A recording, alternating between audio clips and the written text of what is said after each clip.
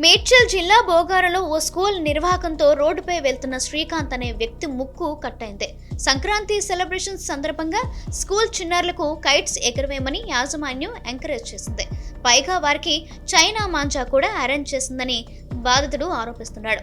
ఓవైపు చైనా మాంజా అమ్మినా కొన్నా కఠిన చర్యలు తీసుకుంటామని పోలీసులు హెచ్చరిస్తున్నా కూడా స్కూల్ యాజమాన్యం పట్టించుకోకపోవడంపై స్థానికులు ఆగ్రహం వ్యక్తం చేస్తున్నారు.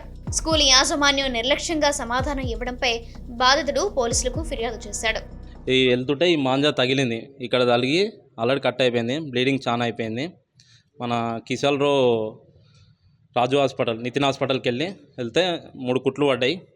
మళ్ళీ మేము స్కూల్ దగ్గరికి వచ్చినాం, ఇది మాంజా వాడొద్దు కదా, ఎట్లా ఎందుకు వాడుతున్నారు అని చెప్పేసి జస్ట్ నార్మల్గా అడుగుదామని చెప్పేసి వస్తే వాళ్ళు మాట్లాడేది ఎలా ఉందంటే, మీరు ఎందుకు వాడుతున్నారంటే ఇది మా స్కూల్లో దిగింది ఏందని, అక్కడ ఎక్కడో బయట పడ్డది కదా, బయట మీకు ఉంటుంది, మా స్కూల్లో దిగిందా, బయట పతంగి ఎగిరేసినప్పుడు అది ఎట్లయినా బయటనే పడుతుంది అది అని మాట్లాడితే మీరు పతంగి తీసుకురాపోర్రి అది అని చెప్పేసి మాట్లాడుతారు. మీరు ఎందుకు మాట్లాడుతారు, పిల్లలకి ఇట్లా నేర్పియొద్దు కదా, మీరు మాంజా అసలు వాళ్ళకి ఎట్లా ఎంకరేజ్ చేస్తారు, బయట వాళ్ళు ఎవరైనా నమ్ముతురు చేస్తారంటే అది వేరే విషయం, మీరు ఎంకరేజ్ చేయదు కదా, పిల్లలకు నేర్పించాలి, ఇది వాడొద్దు అని చెప్పి మీరు సూచి చేయాలి, అట్లాంటిది మీరే తెచ్చి మీరే ఎగిరేయడం ఎట్లా కరెక్ట్ అని చెప్పేసి అంటే మనుషులతో పాటు పశు పక్షాదులకు సైతం చైనా మాంజా ఉరితాడుగా మారుతుంది. గాలిపటాలు ఎగరవేసేటప్పుడు తెగిపోయిన మాంజా దారాలు చెట్లు, కరెంటు తీగలు, స్తంభాలు, ఇళ్ల మధ్య వేలాడుతూ ఉంటాయి. పక్షులు ఎగురు వచ్చి వాటిలో చిక్కుకుపోయి ప్రాణాలు కోల్పోతున్నాయి.